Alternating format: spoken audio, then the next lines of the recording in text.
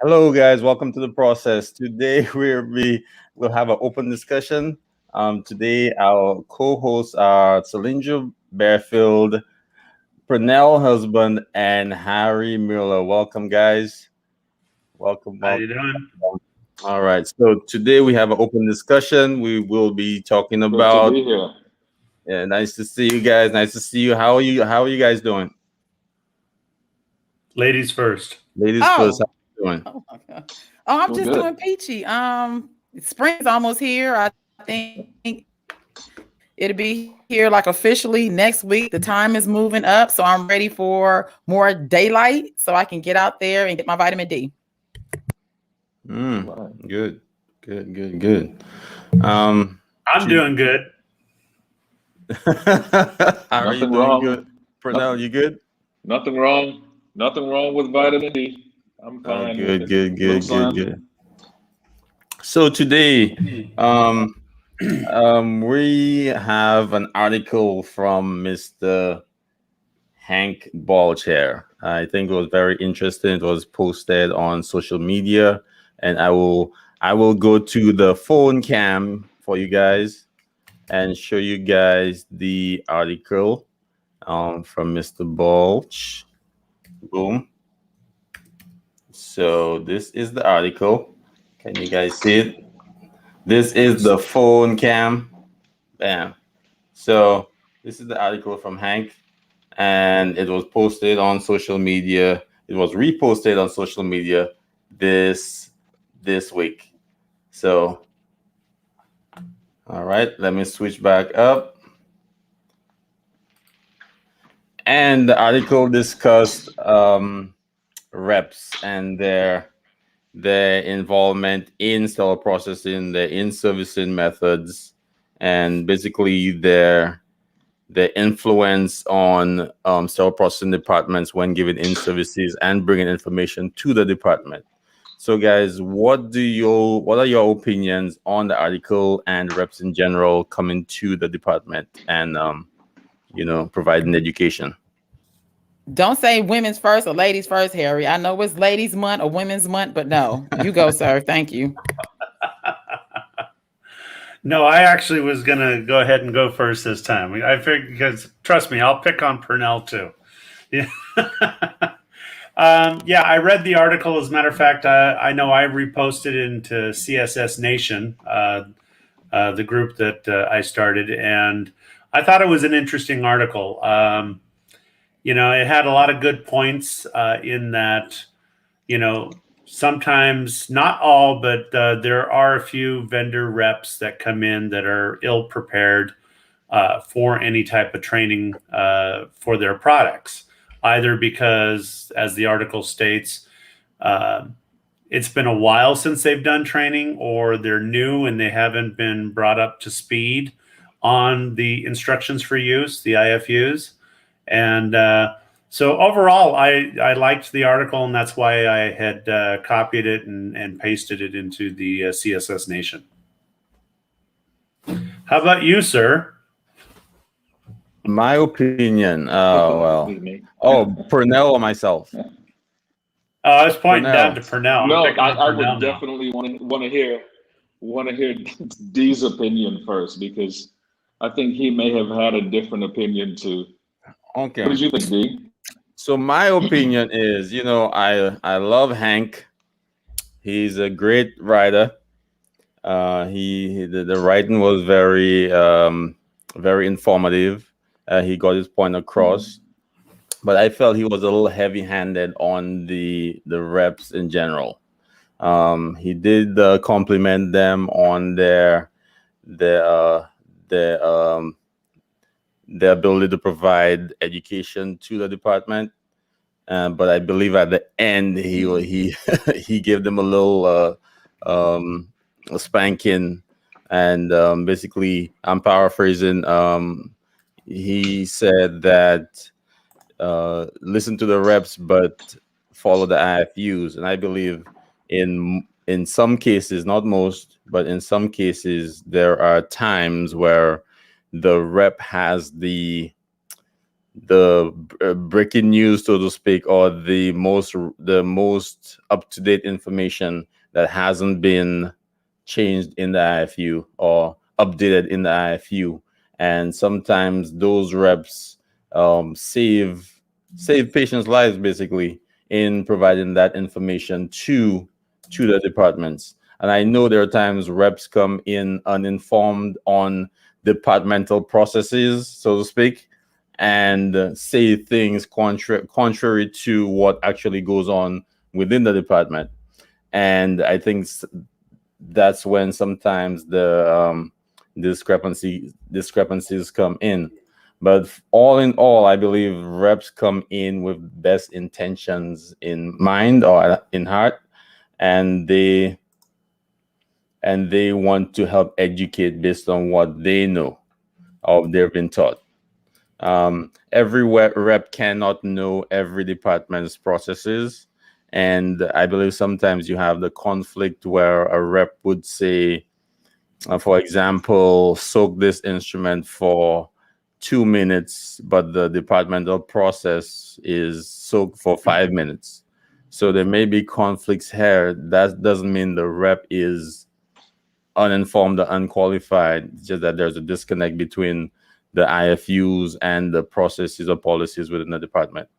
So, and that's my part of my take. I'll give a little bit more after I hear Selendra speak on it.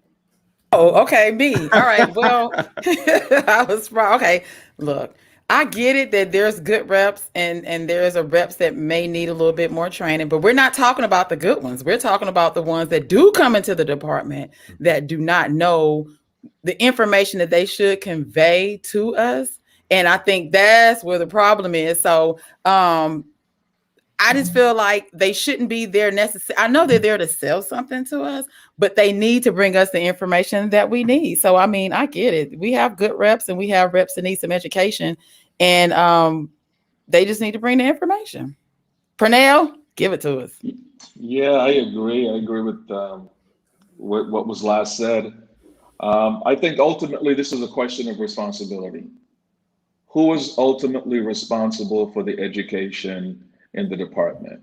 Whether you have good reps, bad reps, or in between reps. If I'm the manager or director of that department, I need to get with my rep before an in-service so that I know and I approve what he's going to be covering. There are times when obviously he or she will be the expert on whatever it is, but we need to be on the same page because, you know, my staff is going to be carrying out the cleaning, the inspection, and what have you. So we need to be on the same page. And if there's an issue where there may be conflicting information, that should be resolved prior to the in-service. The last thing we want to do is to have our staff be getting mixed messages or the wrong messages. So I think for me, you're going to have reps who, you know, bring everything to the table, and then you're going to have reps who are severely lacking. But there's only one manager or director of that department who's ultimately responsible. So for me, it's just a question of who's responsible for making sure good information gets to the staff and the buck stops here. Definitely. So a follow-up question.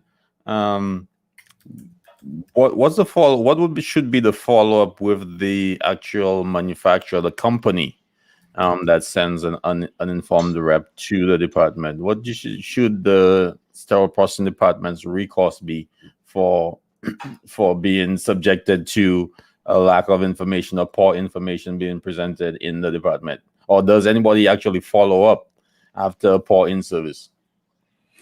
I myself can tell you that I've had that happen before. And what I do is I will contact the company and let them know that before that rep can come back in the department to do any training, to make sure that they have been properly trained on how to present the material. And then if that rep ever does come back, I do sit down with them ahead of time and talk to them and make sure that they do understand what it is that they're going to be going over. Because I've had reps come in and do Da Vinci training, and this would be their educator, one of their educators. And, you know, I walk out of the department for 10 minutes, come back in, and the rep's gone. And I'm like, where's the rep? And they're like, well, he finished the training and left. And I'm like, there's no way he did training in 10 minutes on, you know, like the endo wrist stapler. You know, it's just impossible to have completed it in 10 minutes. So, you know, I will complain when the time, you know, when stuff like that happens. Barefield? Oh, Pernell? I was just going to say, I think everything Harry said was correct. If I have a relationship with the rep, as you know, many of us would in a capacity as a manager or a director, I mean, you're going to know your reps. I knew my reps. You know, I would maybe have a meeting with him and just suggest, you know, before your in-services, you and I need to book about 10 minutes so that we can review what it is you're going to be presenting. And I think, like Harry said, I think the follow-up is really good. There are times I might want to just address it directly with the rep if I know them or have a relationship with them. Once they see that I'm setting an expectation, we need to meet 10 minutes prior to your in-service. It's not to talk about it's not to talk about the Lakers. So, you know, that could be one approach as well. Well, you know, the Padres beat the Lakers. I actually like that, and I think that's a good point. What? I said when it comes to the playoffs and stuff, the Padres will beat the Lakers every time. Yeah. Harry. Yeah, Harry, the Lakers may score more touchdowns. Exactly. But Selendra. But the Padres will make more free throws. So Selendra, what's your take? A little humor here. Harry is something else. He took me almost off of my whole process. Okay, let me bring it back in. Thank you. Bring it back. Okay, so here we go. Now, how about this piece of the puzzle? Now, I definitely like what Pernell said just ago about, you know, having that 10-minute before they actually present the information. But we know in sterile processing, you have managers that don't ask, so they can have that 10 minutes, be like, okay, this sounds great. Send them out there to educate their team. Then what? So what about the sterile processing techs that do not have that manager that may have that 10 minutes, or they did have it and really don't even understand the instruments or even how to process or even know what questions to ask? Then how could they educate themselves so they can feel more comfortable with the process themselves, even if they have a rep who's not giving them the information and they don't have a manager to even write questions? Right. Hey, real quick, Dee, I just wanted a quick shout out. We had so far Damian Berg, who had logged in, Arlene Bush, and I believe one other person. I don't know who. Damian, hey, Arlene. Yeah. And so just a shout out to them. Say, hey, thanks for joining the live show. Thanks for joining. Appreciate it. CSS Nation in the house. Okay. Also, just to let you know, Dee, that I've been texting Hank. I know that you tried to get him on the show, but he says he'll be free in a little while. But if we're still talking and still live, I sent him the link to be able to join in. Oh, great! That would be if that's okay. Sorry. No, that's perfectly fine. I know he just totally blows me off, but so that's fine. If Hank comes on, you know, I will give him a round of applause. Very good. And Arlene says, aloha, friends. I'm sure it'll pop up on the screen pretty soon. Yes. Aloha to you. Aloha, Arlene. Right back. Aloha right back. So I had a thought, right? And I'm going to address this one first since, I don't want to catch you guys off guard. So I have an issue with certain vendors coming in, giving in services. For example, reps, companies beginning with O, they would come in. Right? So, well, yeah. So they would come in and in service on a specific piece of equipment, right? And they would only know about that specific piece of equipment, and anything else with another brand name on it, they have no idea.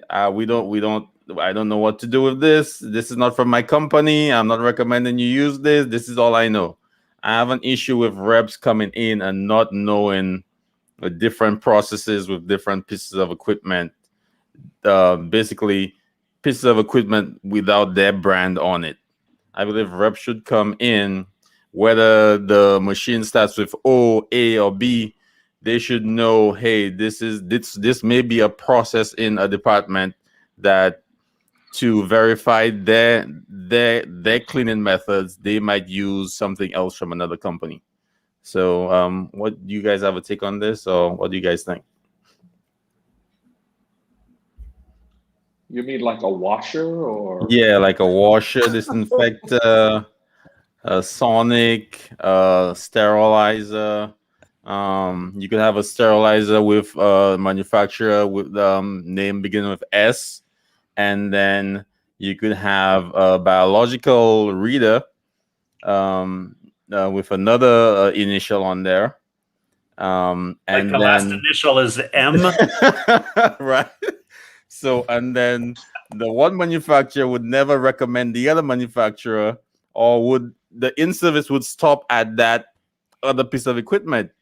They wouldn't actually go through how to use the other manufacturer's equipment, or even comment. I'm not saying how to use it, but saying that at least give an indication that, okay, this is not our equipment, but I know this process could work this way if you use this. So that's my issue. I think there's a fairly simple answer to this one, and it comes down to a question of liability. As we know, if you work for company S, you're going to be trained on company S equipment. You're going to get their reading information, so on and so forth. And I think it's just common practice that people of one company, whether you don't have to do with surgical instruments or cleaning equipment, they just don't have anything to do with the other brands. And I think it's largely a question of liability and professionalism. That's what I would say on that subject. Yeah, I think when when you're faced with let's say Joint Commission, CMS, DHS coming in doing surveys, they're ultimately going to come back to you and say that, again, going back to the article, Hank, it's not up to the rep to necessarily train you. You need to follow the IFUs. But in this situation, it's more in line with you have to read the IFU from one manufacturer. It's like you read the IFUs, the ASP. Do they have instructions on how to process what load to use for Olympus scopes? They have validation on some, but not all equipment. So you have to go back to the original, let's say to Olympus, and say, have they done the validation on the scopes, to be running with the ASP product? And then let's say you have Carl Storz coming in and saying, hey, do you know if we can run this in this machine and stuff like that? And, it kind of confuses the situation where the Joint Commission or the surveyor ultimately is going to come back and say, that's where you need to educate yourself, read the instructions from all the manufacturers or whatever it is that you're trying to do. but ultimately it's going to be your decision as to whether or not you're going to process a certain way. What's your policy and procedure? Exactly.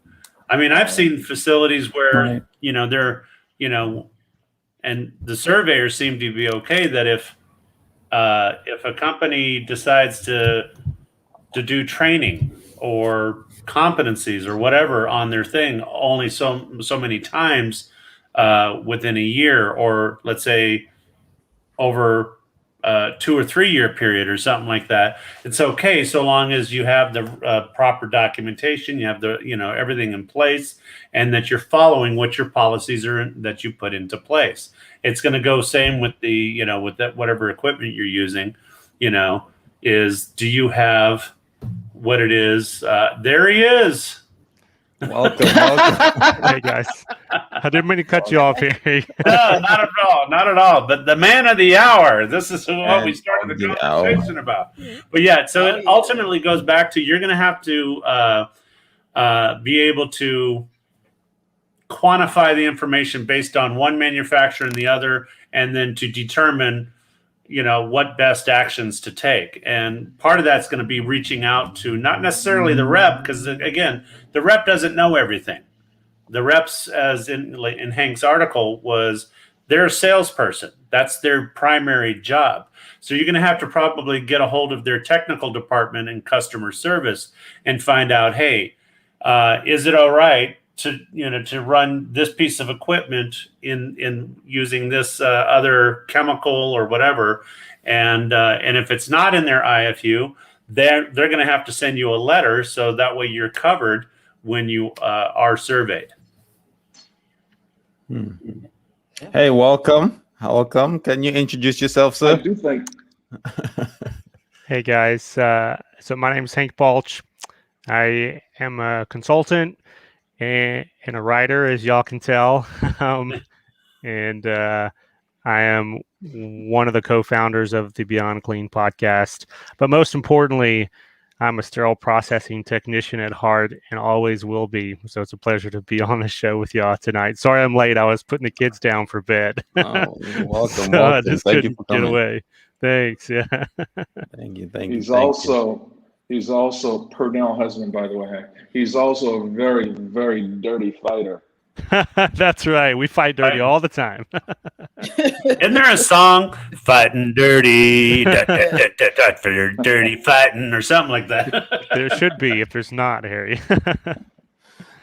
So, Mr. Hank, I just want to say thank you because you're one of the inspirations where I got my inspiration from for creating this show many years ago. I've listened to your show many times and taken some good information from it. So thank you. Awesome. Hey, that's what it's all about, man. I've said this many times on the podcast and in a lot of the articles. This industry is way too big for one voice or one person or one organization or even one podcast, to solve the problems and the challenges that are out there. So it's going to take every single one of us and every creative outlet and platform that we can put together to keep patients safe the way that they need to be. And that's the article that I wrote about the reps. Honestly, that's one of the reasons that I wrote that, is because I saw the risks that are inherent in taking these reps at their word and all the confusion, that I've seen in my own departments. But in addition to that, the confusion that we see in the field when we're consulting, so many folks saying, "Oh, but the rep told me this," and it just leading to all kinds of challenges and a risk, So that's what it's all about. Well, it goes back. I'm reading on the screen right here where Arlene says that, her statement was that really leaves the frontline users with a broken education. If we, and it goes back to, I believe Pernell stated that it's really going to fall upon the manager to work with the reps to find out what type of training are they going to do, and and are they competent in being able to do that training? Because oftentimes if a rep does come in and they don't do a very good job, sometimes, who knows, maybe the manager doesn't know the proper process. And so the manager's like, well, okay, that's what we're going to do. And it goes back to what Arlene said, is that now the staff have a broken education system. And, how are they going to be able to move forward with the surveyors and answer the questions properly if they don't have the proper education? That's right. Well, and it puts our team in a weird position, because you would assume someone who's walking in with the name of the manufacturer on their shirt, like they got a shirt that says Zimmer Biomet, and you got a Zimmer Biomet device that you've got a question about, you would assume that that's a safe person to ask, but I don't know if you followed any of the conversation on the LinkedIn post, but there's been a lot of vendors who have said, I'm not saying anything. I'm just going to give them my IFU, then I'm going to walk away. And to understand, that's part of the solution. Right? We want the IFU. That's step number one. But as I said to some of these vendors, just giving us a vague or incomplete IFU is not going to answer every question that someone may have. And that's, I think that's where I hopped on, actually, Harry, where you were talking about, there's got to be another step. We got to talk to, if their company has a clinical educator, or if they have like a technical department that we can talk to, we've got to get more information oftentimes than only what's in the IFU. But I just want to throw this out here, and I apologize if y'all covered this before I got on enough, but I also think the industry, should have a conversation with these reps, because you're right, they're salespeople.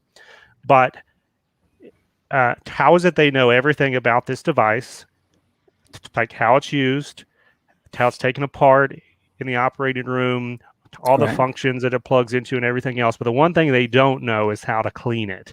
I just feel like if you're going to sell this device, that needs to be, that should be a required part of your education, to be able to communicate that to sterile processing. I think those are excellent points. So I go back to two things, responsibility and priorities. I, as the manager or director, am ultimately responsible for the education and the training that my staff receives on critical items that need to be reprocessed. Right? I could have a good rep, I could have a bad rep. But if I'm not engaged as a manager, then I'm not completely aware all the times of the intricacies with this particular set, or the difficulties in taking this apart or putting this together. So I have to be engaged. And I think we could take things a step further. There's nothing saying that we can't go above this representative's head if we believe the information that we're getting is subpar. And again, you have to be engaged to know and understand that. And obviously, lots of times our staff are gonna let us know. So I think the onus is on us. Again, we've encountered good reps that know what they're talking about, and reps who are salespeople. But it's up to me to make sure that my staff gets the correct information to affect reprocessing properly. And I have, in the past, spoken with regional managers, vice presidents, whenever I felt that the education or the information coming from the manufacturer was lacking. Yeah, there's another issue. There's a company out there that, because we have One Source Docs that I think is a great company in allowing us, for a fairly reasonable price to be able to have access to thousands of IFUs. But you have a company or two which, no names, but the initials Carl Storz comes to mind. You know, where they refuse to give their IFUs to one source docs in order to be able to have them posted. Right. I had somebody who reached out to me who wants me to help them with a project that's related to a failed product, and so I reached out to Carl Storz in order to get information on the product, specifically the IFUs on the cleaning. And customer service would not help me because I was not affiliated with the hospital anymore. Could not give them, if I could give them a serial number of the product, they would help me. But otherwise, no, thank you. They make it very difficult for individuals to get a hold of their IFUs. And, it's even difficult for customers because customers after hours, staff, they don't have a 24-hour customer service department that allows you to be able to get access to their IFUs. So what happens to people on the PM shift, the graveyard shift, when they have a question, they're going to call their manager in the middle of the night. The manager is going to say, hey, well, hey, let's go to one source. Well, for Carl Storz, I'm sorry, I keep using their initials. They keep, they won't allow the information to be shared and stuff. So to me, that's a sticking point, or that's a problem that I find with the industry. I don't know that all companies do that, but it also goes into not all the IFUs are absolutely clear. Because we don't have a standard on how an IFU should be written. There's standards as far as saying that it needs to be written. It needs to be in basically simple English so the average user could read it and understand it. But I've come across many IFUs that, I have, we all have a background in sterile processing. And I'm like, I don't understand what they're trying to say, So that's a problem. And we have Arlene. I think we have we all have to question things that just don't sound right. So she was looking into the CO2 laser handpiece where the IFU said it could be sterilized, but didn't give the parameters, and that it could be wiped down with denatured alcohol. And so we have that in our departments, right? No, I know a lot of facilities won't even allow alcohol in the department because you have infection control thinking we're using it to clean when it's used as a drying agent. So, right. But I have a question. I mean, as a technician, a situation where that I'm in a department, my manager may understand how the instruments should be reprocessed and may have that with the rep before they actually giving us the in-service, and I'm in the in-service and I'm asking the rep certain questions they cannot answer, and it has something to deal with taking the instrument apart or how to wash it or the soak time, and they can't give that information to me, and the IFUs are vague, then I move forward at that point, processing that instrument. I mean, because my first guess was I cannot reprocess it because I don't have the proper information I need. But what does that look like as far as our department go, and how escalated to the next level as far as that set being used that day or tomorrow on a patient? Yeah, that's a real life question, right? So we're talking high level hypotheticals, IFUs, what to do. But yeah, you're talking about something it happens all the time. And to go back, to something that was said earlier, is it has to start with the manager. These managers out there, managers and supervisors, but managers especially and above, these guys and gals have got to have a backbone and have already told the operating room and their surgeons what the policies are. If we don't have clear IFUs, if we don't have training beforehand, there's a lot of folks, and I think this is even in the ISHM policy for loaners, like the policy template they created, but there are requirements for new products coming in you have 24, 48, 72 hours to educate, not just to drop off the product, but you need 2 or 3 days to get with all of the shifts in the department to speak to the nuances of the IFUs beforehand. And if you don't get that, that's where that manager has to step up and be willing to say, listen, guys, I am not going to put our patients at risk. I'm not going to ask my team to put our patients at risk because we don't understand these IFUs and someone along the line did not follow the policy. But, and I want to speak to folks out there who have already said yes in those scenarios, because this is the hardest part. There's a lot of managers and supervisors who have been pressured in all kinds of ways. And at one point in their career, they said yes. And so now the OR knows if they're willing to cut a corner and they feel like they can't go back. Now they've made that one choice and they can never go back and hold the line again. Well, I want to encourage you.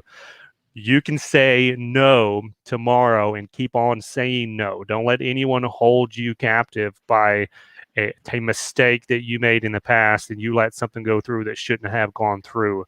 You can start saying no today. And in fact, your staff needs you to, and that's a great point.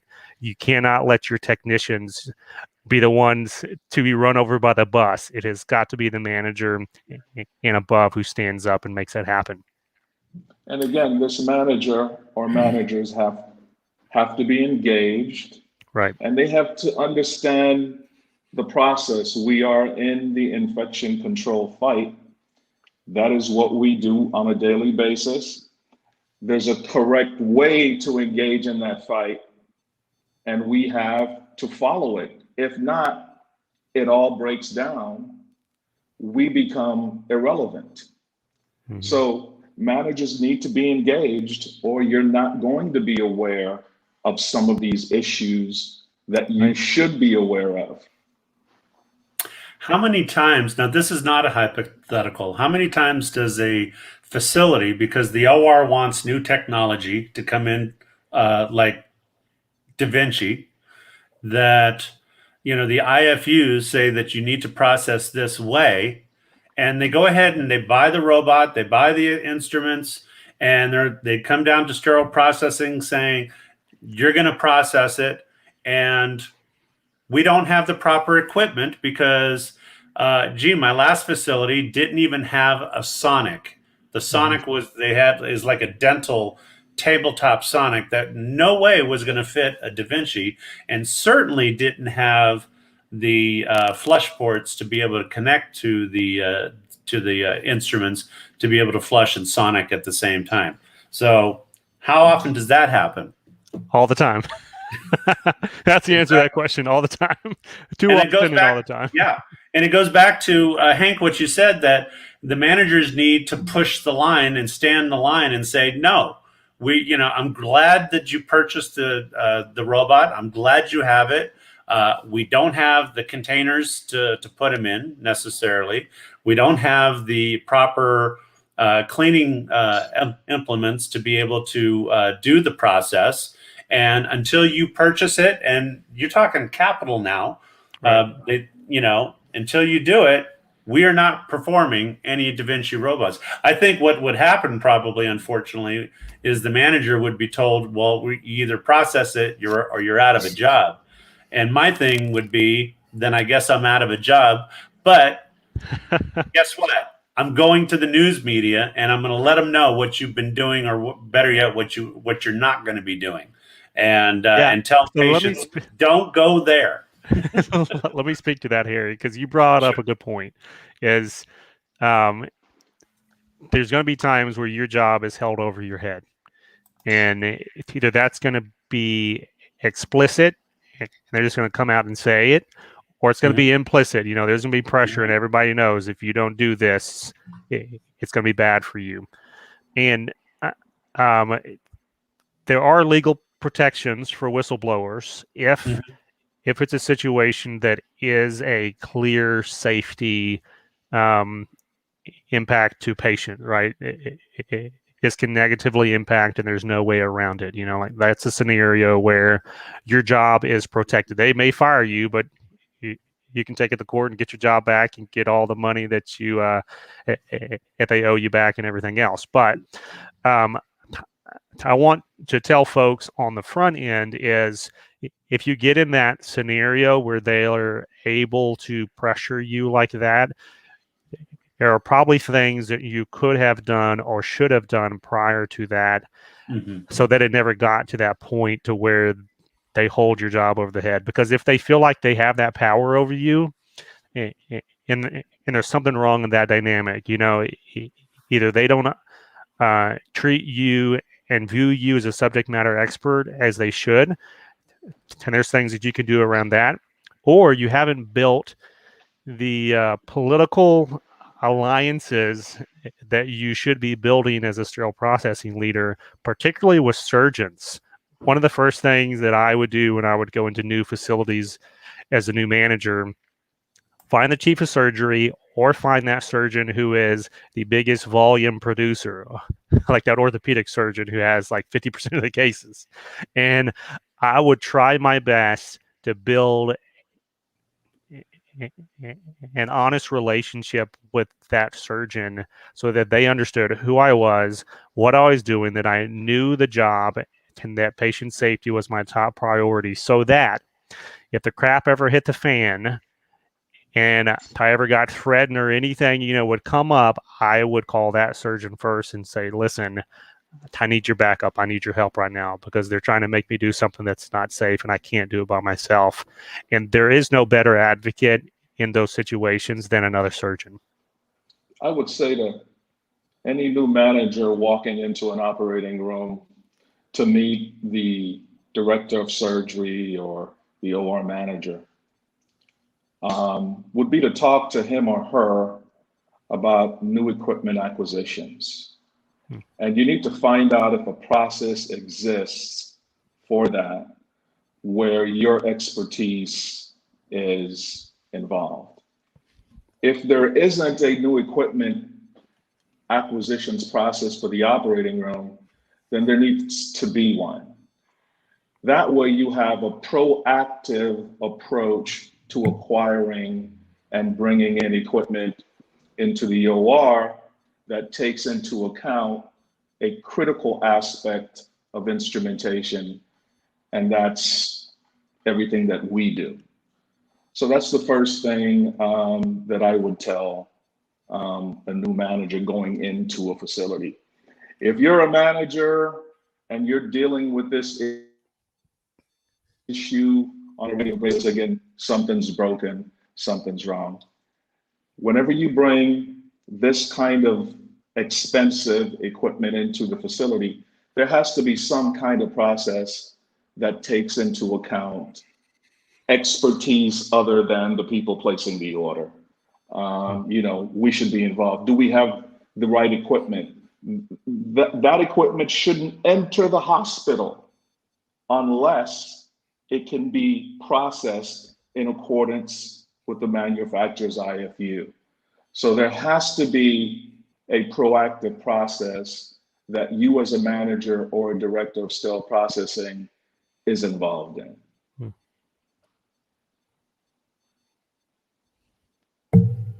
Good point. It's a really good point.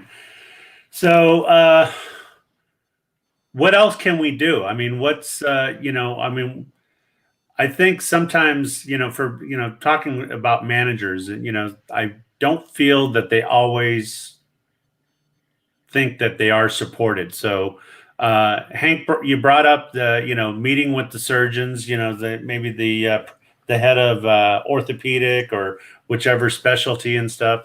But what other avenues are available to managers so they can get the proper support that they need? Because sometimes I don't think they know who they can go to and ask. Right. Yeah. So let me start by answering that question maybe in a way that you didn't intend, but I want to start by encouraging managers and supervisors and above not to work yourself to death. Okay. I know that's like off the topic of this, but the reason I say that because burnout is real Tim, burnout is something that a lot of these leaders in these departments get so tired of just banging their head against the wall. The ORs tell them no. The supply chain's telling them no. They can't have new equipment. They can't get more staff. They can't have all the things that they keep asking for to get. And so every single day they're running around trying to create miracles out of thin air, and then add in all of these complexity, like with IFUs and all the regulations and all these issues with reps. And it's very, very easy for a good leader to get burned out and then mentally check out. And that's where you start getting these situations where they're either so mad and they treat everyone poorly and it's just like they never leave their office, or they're here, but they're just not really engaged in the workflow. They don't know what's going on. A lot of that goes back to this fact that I feel like managers feel like they have to sacrifice their lives for this job. And for all of us who have worked at multiple facilities, we know if you were to leave, they're going to hire another manager, right? That hospital is going to continue on without you. So that means that you should not give up your mental health and your physical health just for a job that is not giving you the support that you need on the front end. So that's number one. Don't work yourself to death. Two, and then I'll let some of the other guests answer, is I think a lot of the support comes from industry contacts around the country, wherever you are. I love social media. You can get a lot of answers through social media from people that you don't even know. But the great thing about social media is you can actually meet people that you don't know, but you want to know, to get all kinds of advice and support from. That's what you should be doing, trying to build real relationships with people that you read their articles online, that you listen to their podcasts, that you've seen them at a conference. All these different ways that you connect, you should be using social media to continue that conversation, because those are the folks that you want to reach out to and say, hey, I've got this problem in my facility. I know you, I trust you. Can you give me a little insight and support specific to my situation? Because here's what's going on. Nothing beats that. You can't learn that kind of stuff in a book. You can't learn that stuff in a seminar. That takes years of experience and good relationships. And that's where I would start with it. So Hank and everybody on the panel, I would like that. oh, you like that? All right. Selendra, yep. Yes, I think I have a delay going on too because of my Yes, internet. you do. I want to say too that the manager need to look to their checks as well, because I think if they create that culture of whether it's shared responsibility, if they're part of the decision making, if they're part of the vision, if they are buying into the department as well as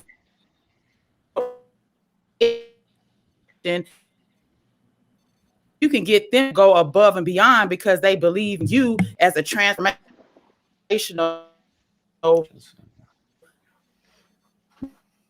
manager or leader or supervisor, because those are the people that's going to. So sometimes if you look to inspired by that manager, that's all I got.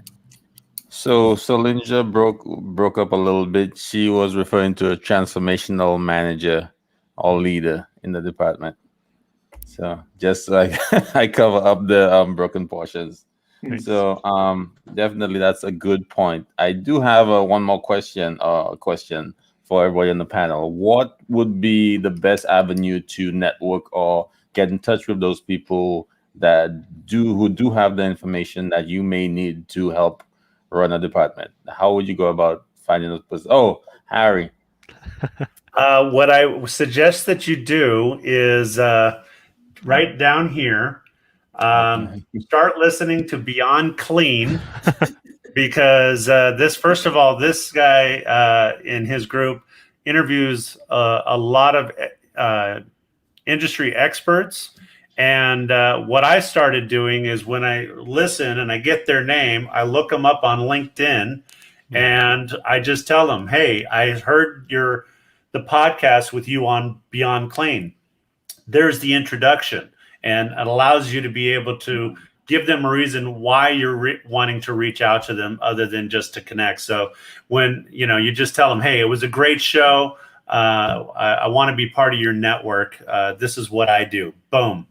I think that's a good way of connecting with people is, there's other, Sarah B. Cruz, she's been one that's been interviewed a lot. And she has her own little podcast that she's doing that she's interviewing people. So people really need to, like Hank said earlier, I think, as Arlene said, thank you for basically setting the standard for podcasts and information on social media. And Hank has said that there's plenty of room. There's not enough of us out there talking, but start listening when you can to all these different podcasts, this information like the PROCSS, CSS Nation, Yeah, that Pernell and I just started. And Hey, Harry, can I jump in there? Because Sure. you brought up this is a key answer to the question is, if you want to build a relationship, the easiest way is to reach out and talk to that person. And the funnest way to do that is through an interview.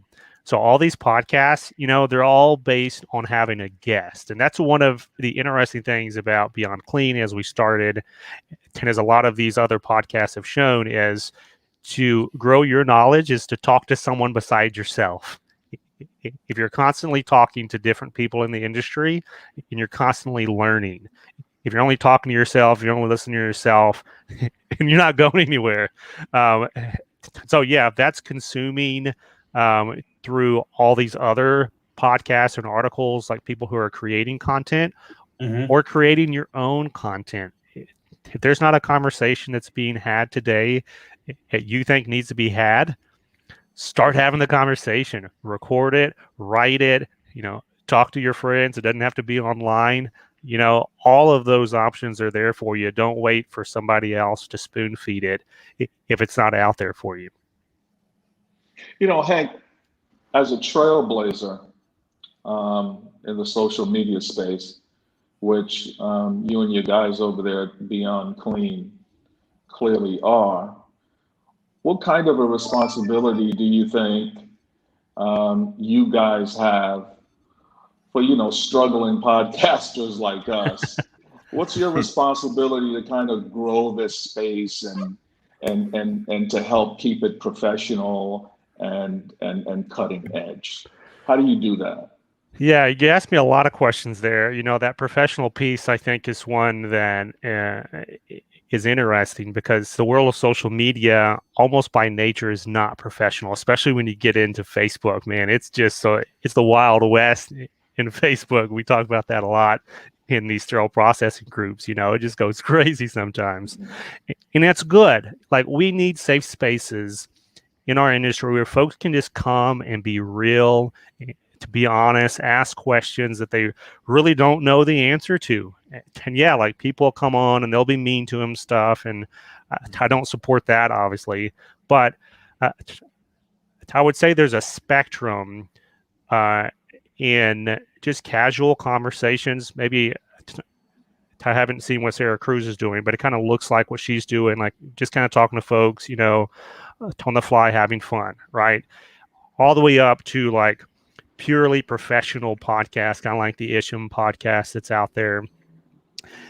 Then in the middle, like, you got a whole bunch of other podcasts that are trying to educate, but at the same time, they're trying to engage and have fun, to make it something that you want to listen to. And so it depends on where you are in your career and your passion for the industry, because some folks just want to be entertained. And I think there's value for getting sterile processing entertainment. There's other folks who want to be connected to the entrepreneurs, to the innovators out there who are really pushing the industry forward. And that's kind of on that spectrum. That's where Beyond Clean sits. To Harry's point, we really try to talk to folks out there who are already starting their own conversation somewhere. Like, maybe they started a business, maybe they're writing articles, maybe they're on LinkedIn very active, or they're speaking at seminars. Like, we try to pick those folks that are already doing something or saying something to give them a bigger platform. on the podcast piece, though, like you asked, how do we support these growing podcasts?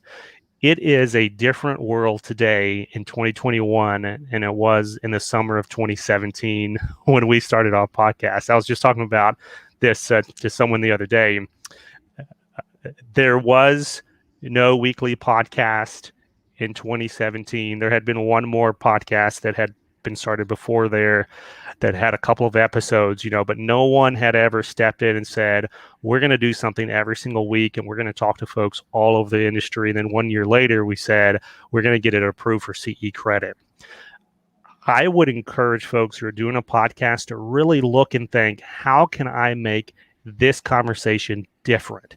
And it doesn't have to be like talk to bigger names or be longer or be more professional or whatever. Like there's a million different things that you could do to be different and add value to the industry conversation.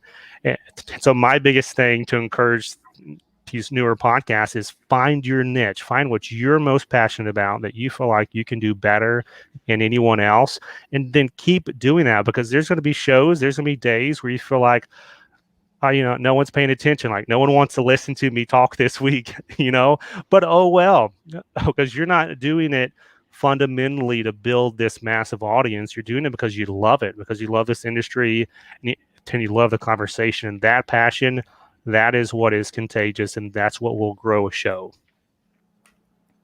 I just, thinking about like where Beyond Clean came from and stuff, and I look back and I just, wish that, I could have been on, an episode or two. Oh, wait, I was. The plug for the Harry Mullen episode. What I do is I go back in and I find the link and then I post it. Yeah. Oh, well, man, Harry, don't forget me. It's been a couple years, Harry. Get over it, Harry. But I remember, listening but to don't that. forget about the fact that YouTube is growing. So podcast, there's a ton of podcasts, but still today there's not a lot of YouTube creators out there, and that's just one other social media platform, right? But there's a lot of different social media stuff. Like I tried to get into TikTok about a year ago and just really couldn't get our footing in there for sterile processing, but there's a ton of social media apps. So I would say, yeah, there's still a lot of value in podcasts, but man, if you can be that first content creator or the first really active content creator on these other platforms, that's where the big opportunity is today. And I know a couple of y'all are on YouTube a little bit, so I start seeing that too. But So, I'm putting my plug for YouTube, SterileMD, youtube.com. I have check a it few out. videos on there. Yeah, So no, check I've it seen out. them, man. They're good. They're good. I like it. I'm We trying. got to I'm find out what the kids are doing. What's that next, Right. Yep. social media trend that we need to get in on? It's happening right now. Yeah. Well, I guess the latest one right now is Clubhouse. Yeah. Yeah, that's audio Like a only. radio thing and stuff. Yeah. And going back to, what Hank is saying, it doesn't have to be completely serious or try to be the most professional and stuff. You got to do something unique. And, I'm all about that. Yeah. Good trip, eh? So Anyway, So let me rewind a little bit. So let's get back to the reps. hey, SterileMD, I think you're muted. Oh, me? No. I Can you hear me? Yeah. I can hear you. Did I mute you all? Did I not? You muted us, Harry. Come on. You know what? I muted myself. My speaker. So back to the reps. Shouldn't the reps have the CCS VP certification to come into the facility? No. No, They I'm don't need going to that? disagree with some people with that. I used to feel that way. If you were to ask me 3 years ago, I would have said absolutely. And I would have said it because I was requiring it from all my technicians, and I wanted any rep that's going to come into my department to have that same credential to understand the industry, etc. But for the same reason that I'm really pushing data in certification broadly, we got a lot of certified techs out there who still don't know what they're doing. Let's just be honest. Just having a credential does not mean that you know what you're doing. And the opposite is true. I've met a lot of reps who are great reps. They know the process, they know their product, they know their IFUs, and they're at the top of they're at the cream of the crop, and to make them sit through a credential just to prove to me that they know what they're talking about, I don't think that's fair to them. It's not fair to the industry. So I know there's going to be some people who have a difference of opinion, but that's where I sit today. I think if they want it, then absolutely they should go for it. I think it does give them a little bit more insight as to the cleaning process, because as we talked, the IFUs, they know the IFUs, but they know how to take apart, they put it together, how to use it, but they don't know the cleaning of it. But I've seen some companies where they're like, if you want to work here, you need to get it, right? Because they feel the pressure. But I agree with Hank. I think it should be up to the rep if they want to have that credential. If they at least, I think it gives a little bit of credibility as to a manager when you come in and you hold the certification, but it's not necessary. Again, I've seen many technicians that had their certification in sterile processing that don't know their what from a hole in the ground. Yeah, I think it's gonna probably end up, being one of those liability type issues that's going to push it in the direction of requiring that certification. I just can't see this issue coming up in a board meeting because of something that happened. And well, how do they get in here? I just kind of, you got good ones, you got bad ones, you got some in between. Yeah. Who's responsible for what's going on here in this facility? And, and I guess lawyers are kind of paid to think this way. X, Y, Z happens, what's our exposure? And I just kind of see it heading in that direction. Well, liability goes both ways. Liability reasons. When it comes to liability, it can go both ways. One of the things I have here in California is I have my real estate license. And because I have that license, I have a certain liability when I'm dealing with customers. Same goes that if I go and get my broker's license, now the liability has exponentially gone up. So, you can have people, again, license, credential, and not know anything. And that credential can get them in trouble because it's like, well, you have the certification, and if you get hauled into court, for something that you did in sterile processing, usually it starts off with, okay, I'm going to sue the hospital, this and that, but you can find yourself in that you did something wrong. And, the attorney that's helping the client sue you is, you should have known because you had the credentials. I mean, so I'm thinking it more purely on the vendor part, because it's like, are you really wanting to put that liability on them that they need to have it? Because first of all, we don't even have industry standards for that. We don't even have standard compliance with certification here in California. How many states require certification for sterile processing? I think 5, 6. Yeah. Well, even those have grandfathered in technicians, who weren't certified when the legislation passed. So there's always exceptions to the rule. And I get what you're saying, about. I guess my point would be for the representative who didn't have it, and then there's an issue, right? And so you have outside vendors or contractors coming in, but who's ultimately liable for what happens? I mean, who has the biggest exposure? I mean, yeah, they have some, but then you got technicians in the operating room. I mean, like those same cell staff are selling directly into the operating room, into surgery. And we're not requiring them, to have nursing degrees or to be surgical techs or anything like that. Like, I understand, I totally understand. We want competent reps, and I'm right there with you. And if there's, yeah, I think we do. And the answer is all of these hospitals have vendor credentialing. It is a requirement. And just like we do health streams or whatever, like I don't know what everybody calls that, but there is a part in compliance for vendor credentialing that requires you to take, all these different modules. And so part of that module needs to be some sterile processing education if you're going to be selling into the OR, right? So that's going to get us closer to what you're talking about, but that's where you got is if they want to even come into the hospital to sell into the operating room or to sell into anywhere else, they have to have that vendor credential. Like they have to be able to sign in, basically for their badge. And that's where you hardwire that. Yeah. Right. Yeah, and I think that absolutely.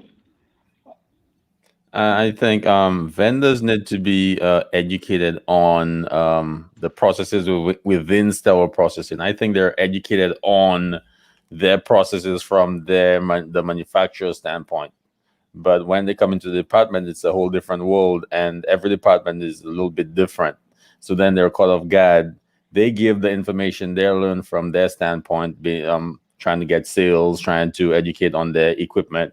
But then when they get the question, how do you flush it and brush it and take it apart with the limited resources we do have, then they're not educated enough to expound on that further because they weren't trained on that. The training is limited based on sterile processing having all the necessary equipment most times. Mm-hmm. That's exactly right.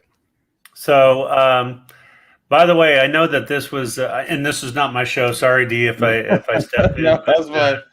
I know, I had taken the step to invite Hank, and I know that Hank doesn't necessarily, because it's probably getting close to 9 o'clock. Yeah, almost 8:30, but that's my bedtime, guys. Okay. So I want to thank Hank for coming on since I, sent him the text and everything and stuff. Yeah, do you have any last words, Hank? Yeah, last words. Famous last words. No, I just appreciate the invite. I love what each and every one of y'all are doing.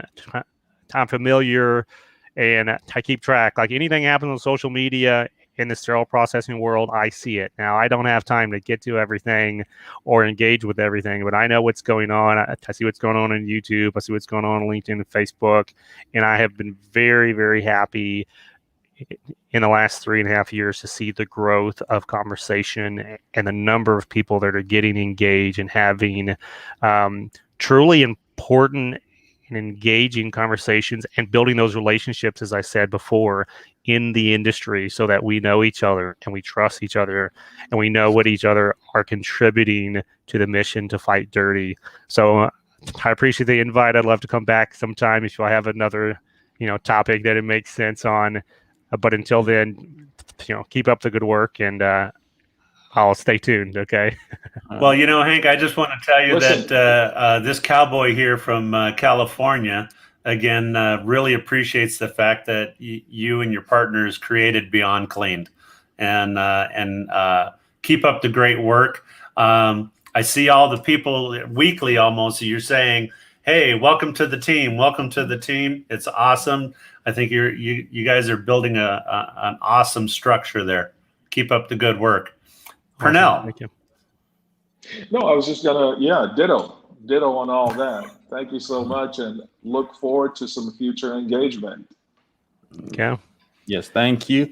Appreciate you coming by, and thank you for your input. I really appreciate it, and keep writing those articles. Okay. Yeah, that's my favorite thing to do. Yeah. I'm not a talker. I'm not a public speaker. I love writing. So if I could do that for a living, I would. I just can't do that. It doesn't quite make enough money to keep the lights on. So. Yeah, and I want just one last word, Hank. Keep SPD great. All right. Sounds good, brother. I'm going to kick myself out of the studio. We'll see y'all later. Thank you. Appreciate it.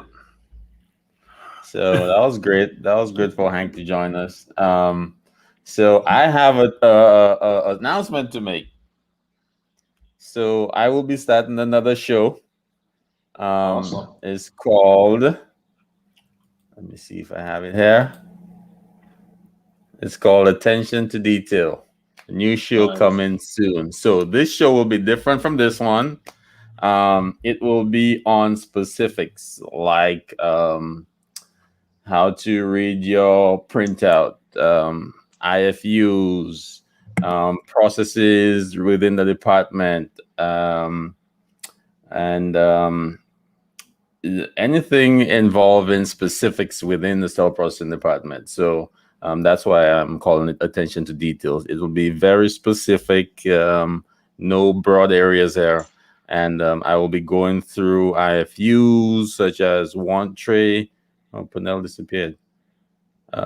One tray, containers, and biologicals, wrap, anything that we use within the department. I'll be going through it and the IFUs and the way in which those things, and including sterilizers, are being used within the department. So in detail. So that's why I'm calling the show Attention to Detail. It may be boring to those who are not all the way into sterile processing, but I think we definitely need a show that goes into the do's and don'ts, or the ins and outs of every little process that we do implement within sterile processing.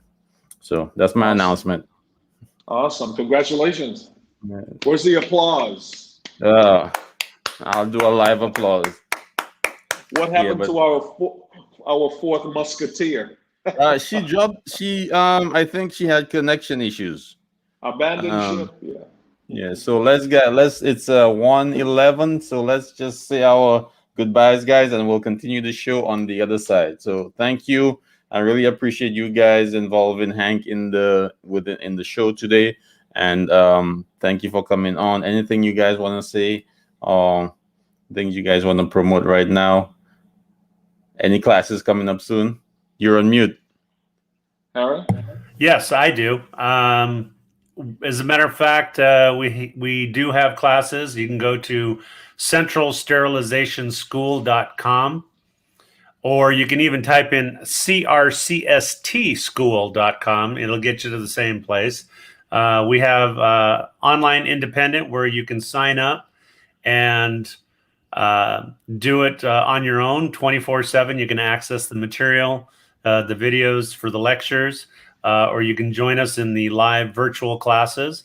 Also want to promote CSS Nation, the group on Facebook, and also the new podcast show Pernell put out and I put out.